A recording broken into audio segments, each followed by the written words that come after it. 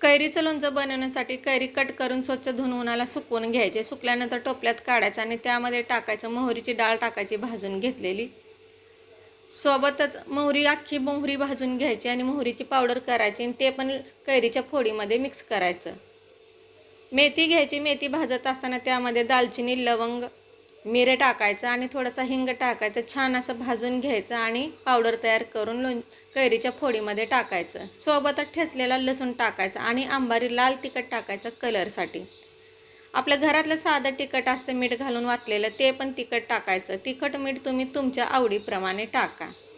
लाल तिखट टाकून झाले की त्यामध्ये टाकायचं चवीनुसार मीठ आणि हळद.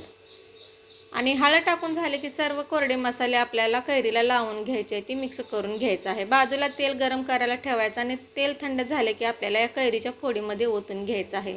इथे लोणचं तयार झालेलं आहे आणि छान असं बरणीमध्ये भरून घ्यायचं, थंड हवेच्या ठिकाणी ठेवायचा.